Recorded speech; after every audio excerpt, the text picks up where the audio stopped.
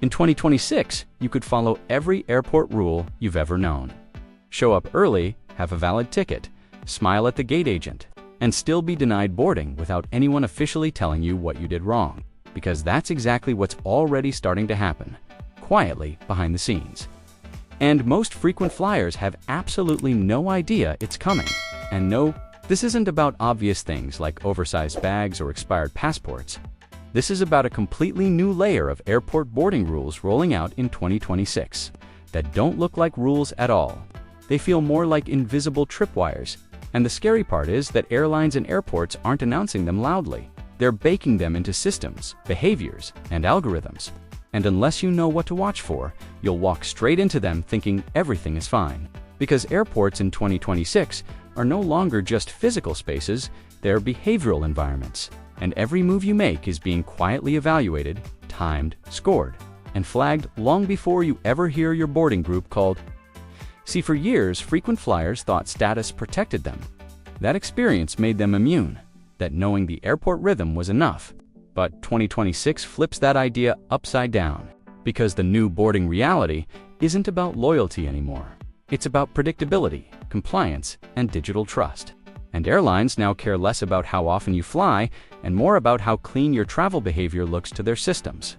Meaning one small habit you've repeated for years without consequences can suddenly push you into a secondary flow without warning.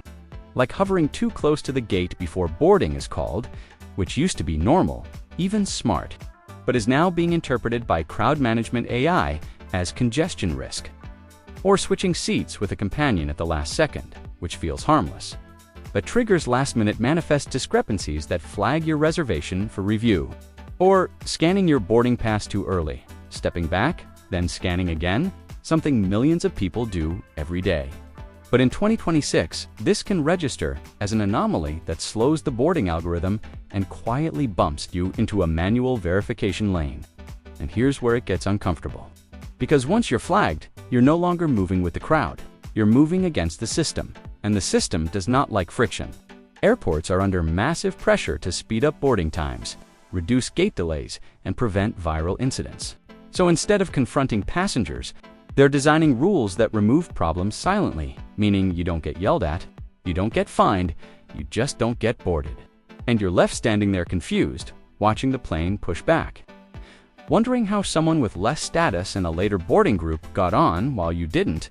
And the reason this feels so shocking is because the rules aren't posted on walls or announced over speakers.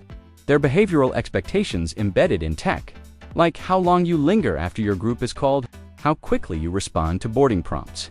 Whether your phone battery dies at the gate? Yes, that matters now. Because digital boarding passes in 2026 aren't just tickets, they're live credentials. And if your screen won't load at the exact moment you're scanned, you're not just inconvenienced, you're out of sequence. And being out of sequence is the fastest way to get sidelined.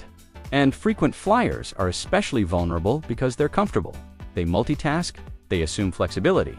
But flexibility is being quietly removed, replaced with flow efficiency.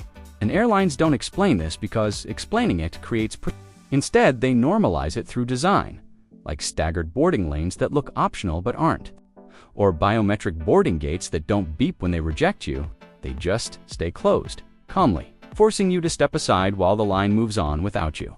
And if you think this only applies to major hubs, think again. Because smaller airports are actually adopting these systems faster. Fewer passengers, easier testing, less backlash. And that's where many travelers are getting blindsided first, especially older flyers and experienced travelers who rely on muscle memory instead of reading every new sign. And that's another big shift in 2026. Signage is becoming passive, less instructional, more assumptive. Meaning, if you miss one small visual cue, you won't be corrected, you'll be redirected. And redirection now often means removal from the boarding flow entirely.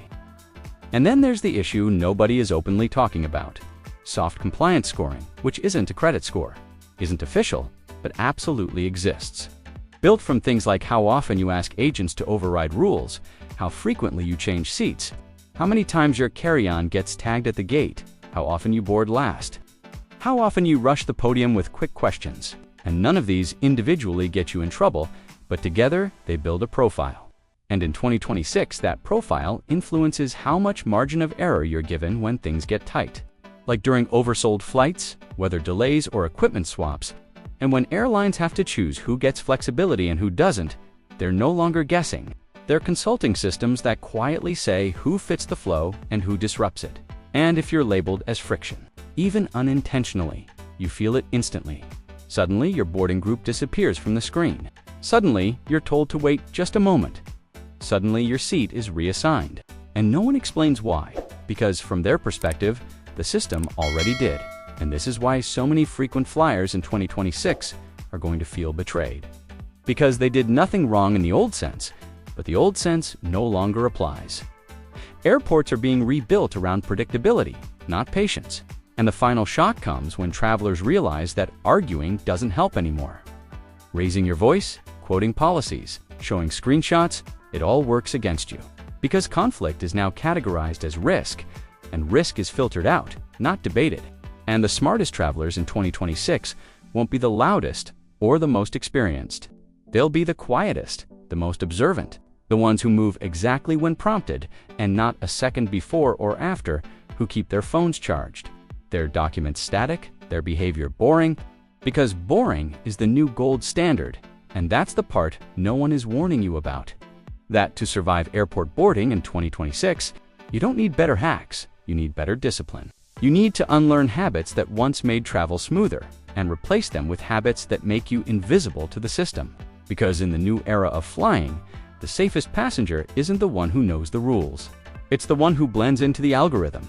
And if this sounds unsettling, good, because it should.